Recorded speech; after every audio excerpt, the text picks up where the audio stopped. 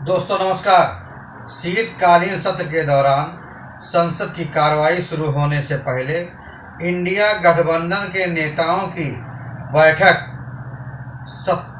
राज्यसभा में विपक्ष के नेता मल्लिकार्जुन खड़गे के कमरे में हुई, जिसमें लोकसभा में विपक्ष के नेता राहुल गांधी भी पहुंचे। हालांकि उस बैठक में तृणमूल कांग्रेस के सांसद नदारद रहे। इसकी आशंका पिछले दिनों ही हो गई थी, जब 4 दिन तक अडानी प्रकरण को लेकर संसद का कामकाज बाधित रहा। टीएमसी सूत्रों का कहना है कि कांग्रेस को पहले ही पार्टी ने अपने रुख से अवगत करा दिया था। इस प्रकरण से कहा जा सकता है कि लोकसभा चुनाव में मोदी सरकार को सत्ता से बाहर करने के इरादे से बनाए गए इंडिया गठबंधन में बिखराव देखने को मिल रहा है। संसद के शीतकालीन सत्र के लिए कई मुद्दों को लेकर विपक्षी गठबंधन में आपसी सहमति नहीं बन सकी है।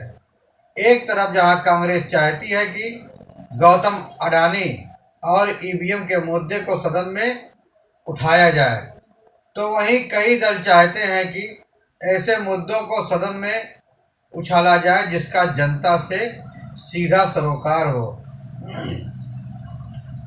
जब केवल कारपोरेट को लाभ होता है और चुनावी प्रक्रिया में खामियां हैं और विकल्पों को नकार दिया जाता है, तो यह लोगों का मुद्दा कैसे नहीं हो सकता।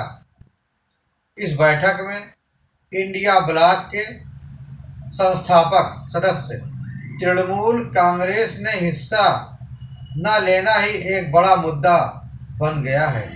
तीसरी बार बैठक में भाग न लेने वाली पार्टी का कहना है कि यह स्पष्ट है कि हम लोगों के मुद्दों पर मोदी सरकार से भिड़ना चाहते हैं। टीएमसी के मुताबिक क्रोनी कैपिटलिज्म और ईवीएम जैसे मुद्दे लोगों को पसंद नहीं आते हैं। पार्टी ने सवाल करते हुए कहा कि उन इलाकों के देखिए जहां राहुल गांधी ने प्रचार किया है। अगर उन्होंने जो कहा वह लोगों के मायने रखता है, तो कांग्रेस क्यों हारती। असल मुद्दों से वही टीएमसी, समाजवादी पार्टी और आम आदमी पार्टी ज्यादा उनका जैसे सहयोगी दल कांग्रेस के ईवीएम और क्रोनी हम ये बोलते हैं कि आप कैपिटलिज्म के प्रति जुनून को लेकर उत्साहित नहीं है, जबकि कांग्रेस ने भारत जोड़ो की तर्ज पर ईवीएम जगाओ यात्रा की योजना बनाई है और इंडिया ब्लॉक पार्टियों को इसमें शामिल होने के लिए आमंत्रित किया है। उनमें से अधिकांश ने बहुत कम रुचि दिखाई है।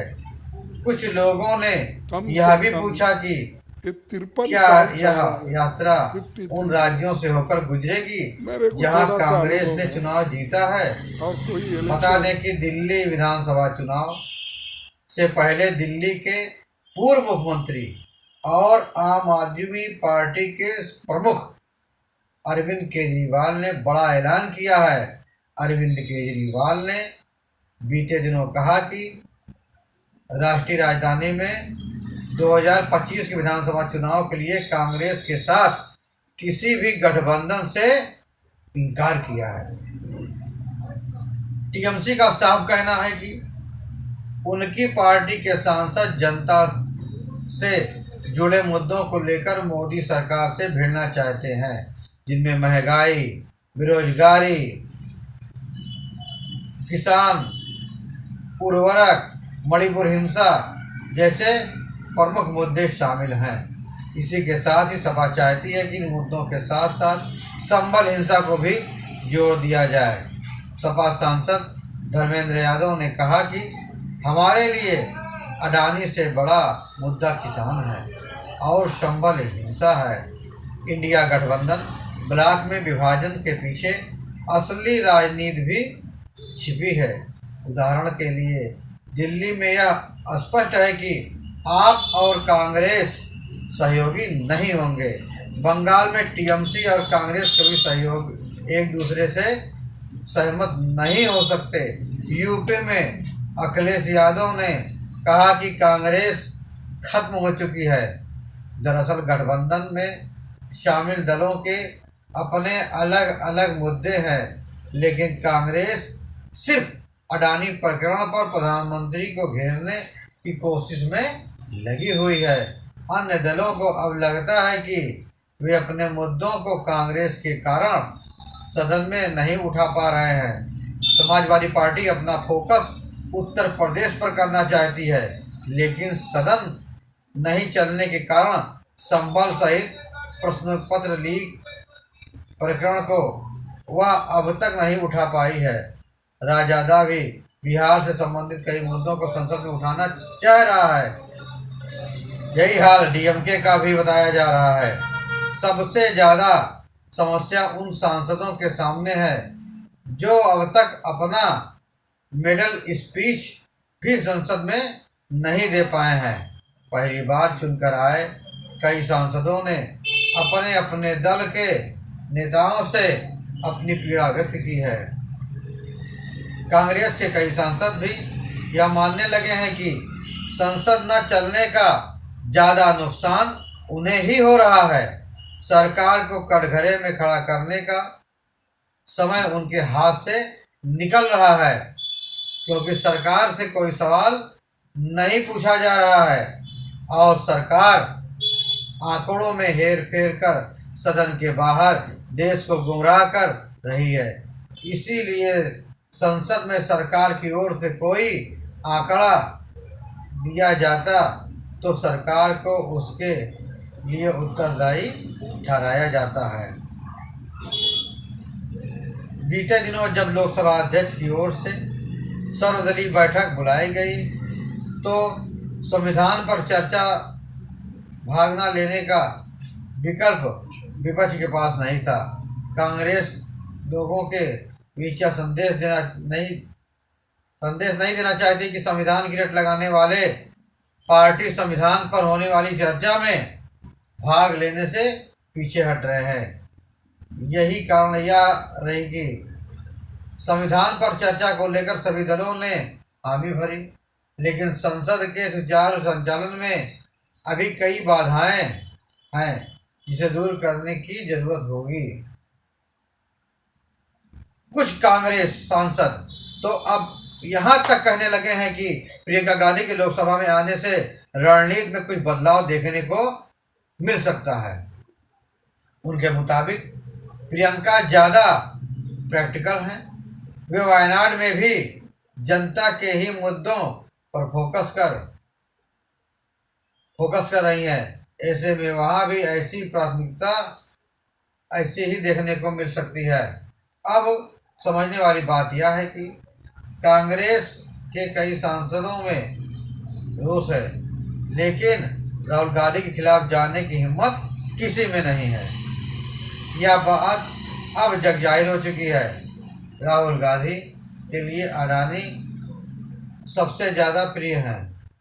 वे इसी के सारे चुनाव में उतरे हैं और सीधे पीएम मोदी को निशाने पर लेते हैं। संसद में भी वे सिर्फ इन मुद्दों के दम पर केंद्र को पूरी तरह आइसोलेट करना चाहते हैं।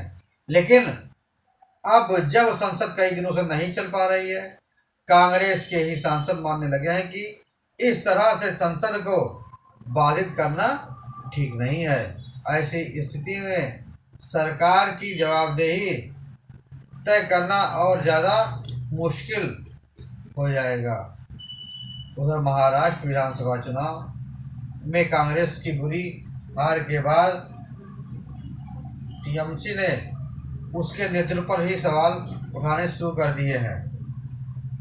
तृणमूल कांग्रेस ने बंगाल के सभी 6 विधानसभा उपचुनाव में जीत हासिल करने की है।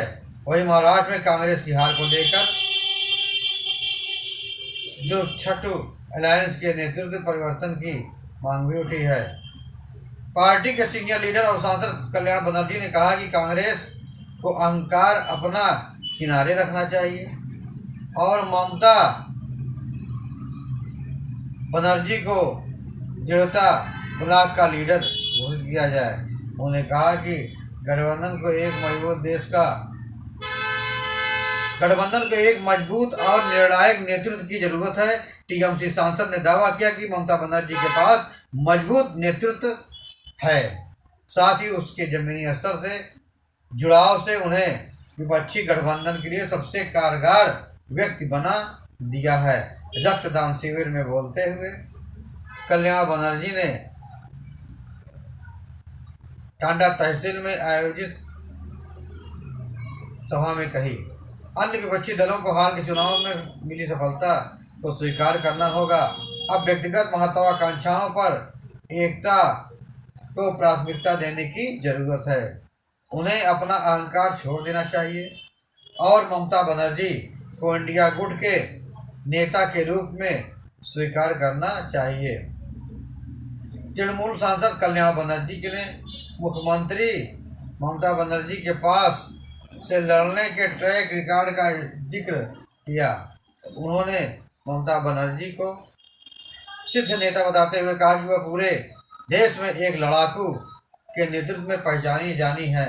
नेतृत्व और जनता से जुड़ने की क्षमता उन्हें आदर्श श्रेणी में आती है, इसलिए एकजुट और व्यवहारिक दृष्टिकोण के बिना विपक्ष के प्रयास लड़खड़ाते रहेंगे। एक अनुमान के अनुसार देश में प्रतिवर्ष लगभग 25 से 30% फल और सब्जियों का उत्पादन उचित रखरखाव के अभाव में बर्बाद हो जाता है। शहरी क्षेत्रों में गृह निर्माण सहकारी समितियों का गठन किया गया है। अब समय की मांग बन गया है, क्योंकि शहरी क्षेत्रों में मकानों के अभाव में बहुत बड़ी जनसंख्या झुग्गी झोपड़ियों में रहने को विवश है। इसलिए इन गृह निर्माण सहकारी समितियों द्वारा मकानों को बनाने के काम को गति दी जा सकती है। देश में आवश्यक वस्तुओं को उचित दामों पर उपलब्ध कराने के उद्देश्य से कंज्यूमर सहकारी समितियों का भी अभाव है। पहले इस तरह के संस्थानों द्वारा देश में अच्छा कार्य किया गया है। आपको यह जानकारी कैसी लगी? कृपया कमेंट बॉक्स में अपना विचार देना ना भूलें। वास्तव में भारतीय जनता पार्टी की सीधी नज़र चिड़िया की आंख यानी दिल्ली पर है। वह महाराष्ट्र और हरियाणा दोनों जीतने के बाद अब उसका सीधा से सीधा टारगेट दिल्ली है। वो दिल्ली जीतना चाहती है, क्योंकि काफ़ी समय से वो दिल्ली विधानसभा में नहीं आ पाई है। इसलिए वह दिल्ली पर ही सारा फोकस कर रही है। आपको यह जानकारी कैसी लगी? कृपया कमेंट बॉक्स में कमेंट विचार देना ना भूलें। फिर मिलेंगे नई जानकारी के साथ, नई खबरों के साथ। तब तक आप स्वस्थ रहें, सुरक्षित रहें। धन्यवाद।